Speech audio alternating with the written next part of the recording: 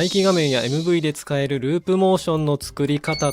じゃあ実際モデリングのする段階での注意点というところなんですけれども、まずは角度 XY とかですね、こんな感じで角度に合わせた回転デフォーマーを作って、その下のワープデフォーマーが顔の角度に合うようなワープデフォーマーの形になっておくように配置しておきまして、これだけだとねちょっとやりづらいので、こちらの回転デフォーマーですね、角度調整用のパラメータを作っておきまして、こちらでこんな感じで頭の角度が垂直に立つように調整できるようなパラメータを作っておきます。この状態にしておくと、この子に当たるワープデフォーマーも全てこう垂直にまっすぐになりますので、こんな感じで立体感作るときに基本的にはこのシフトをしながらドラッグすることでまっすぐ動かすことができるので、斜めになったまま動かすよりはしっかりまっすぐ立てた状態でシフトをしながら平行に動かせた方がやりやすいかなと思いますので、これもぜひ試していただければと思います。続いてですね、腕のモデリングについてですけれども、腕に関しては一般的な VTuber モデルとかと比べると逆に結構こだわりを詰め込んでるところかなと思っております。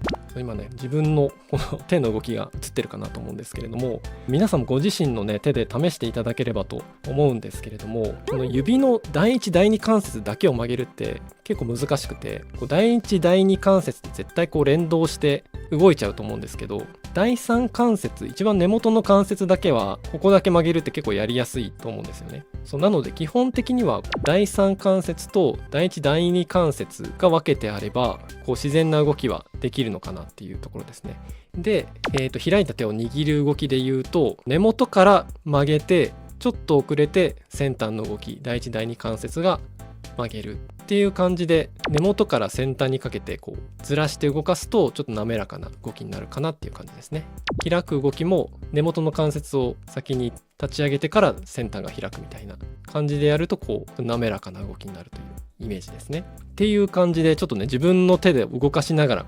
どういう順番で関節が動いているかなとか見ながら分析してやるといいかなと思います。あとはやっぱり手の動きですね。手首の動きとかも単純に回転させるような動きだけじゃなくて、これに加えてひねる動きとかも加えるとセクシーさが出るというか、円を描くような動きができたりするので、2つの軸で動かすっていうのも大事になってくるのかなと思います。このあたりが右手に込めたこだわりというところですね。はい、続きましていよいよ顔と体の動きですね。でまずはこちらの呼吸の動きに合わせて基本のアイドリングモーションを作ってみようかなと思います。でまずはですね、この呼吸の動きをそのままコピペして動き幅とかタイミングを整えていくと、なんとなくそれっぽいものができるかなと思いますので、順番的にはまず呼吸の動きに合わせて体の回転 Y ですね、この上下の動き、これをつけていきます。でそのままコピペすると、おかしな姿勢になるので、この辺りはグラフ上で動き幅とかをちょっと整えていってあげると良いのかなと思います。あと全体的に意識していることとしては、多少大げさに動かすという感じですね。普通に作業しているのをリアルにやろうとすると動きのないモーションになっちゃうので、全体的にちょっと大げさめに動かすぐらいでいいのかなと思います。体の Y の動きができたら、こちらもコピーして、今度は顔の Y の動きですね。こちらにちょっとずらして貼り付けます。こんな感じで、赤い方が体の動きですね。緑が顔の動きなんですけど、体にちょっと遅れて顔が動くようなイメージで作ると少し滑らかさが出るかなと思います。で Y の動きができたら、今度はこちらをまたコピーして Z の動きも作っていきます。あとは X ですね。こちらについては Y とか Z とはちょっと周期を変えて倍の周期で動くような感じにしたいかなと思います。どういうことかというと、Y とか Z が2往復する間に X が1往復するみたいな感じですね。っていう感じで周期をねちょっと変えてあげるだけでも複雑さが増して立体的な動きになるかなと思います。あとはこの辺の動きとかを